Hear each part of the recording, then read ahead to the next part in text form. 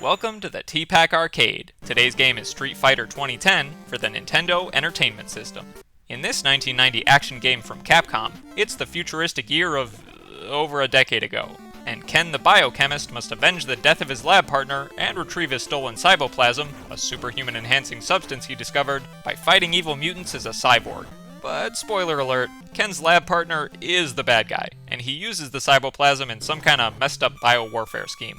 Also, just in case you're wondering, yes, this game is technically part of the Street Fighter franchise, and Ken is the 1995 Street Fighter champion, which implies that you can still save the world in your late 40s or early 50s. Take that, ageism. Don't let the Street Fighter branding fool you though. This isn't a one-on-one fighting game.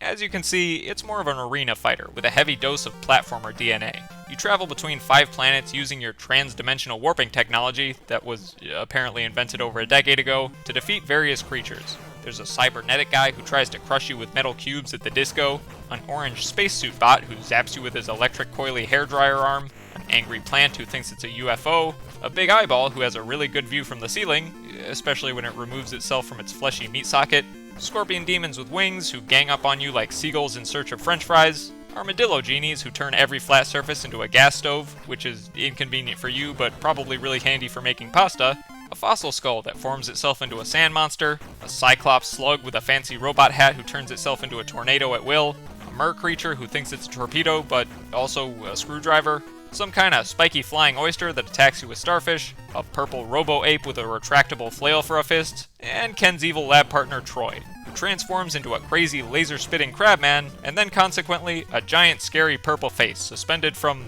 I don't know, barnacles maybe? Anyway, most stages of this game are an arena battle against one of these bosses, broken up by the occasional platforming or elimination stage with popcorn-style foes. But the objective is always to fill the interdimensional transport gauge by collecting energy from whatever the designated target enemy is. The catch is that you have to fill that gauge and warp to the next area before the level timer expires. Luckily, Street Fighter 2010 takes a cue from its fighting game lineage by giving you special combat moves to speed up the process. Essentially, Ken's attacks are all short-range energy blasts. You've got standard punches, power punches if you hold forward while attacking, diagonal kicks if you hold down, and upward strikes if you hold up.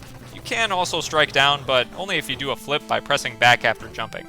Aside from health pickups, there are only 3 power-ups in this game. Attack capsules increase your offensive power every time you collect 2 of them, the flip shield turns your flips into attacks, and the satellite orb floats at your back to damage enemies coming in from behind.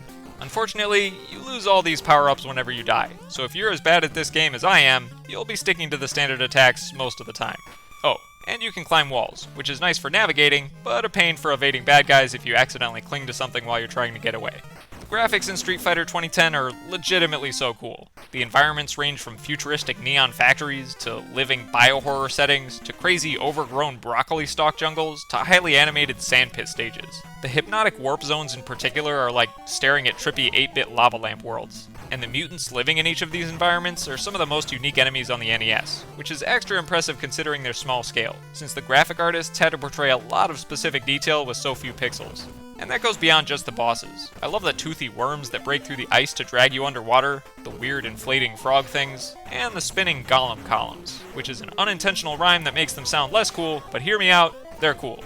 The sound design is cool too. It's classic Capcom chiptunes with an extra dash of sci-fi, layered behind extra bassy attack and explosion sound effects. If only the warp alarm wasn't so ear-piercing. The most novel aspect of Street Fighter 2010 is that it completely defies genre. It's an arena fighter, but it's not. It's a platformer, but it's not. It's an elimination game, but it's not.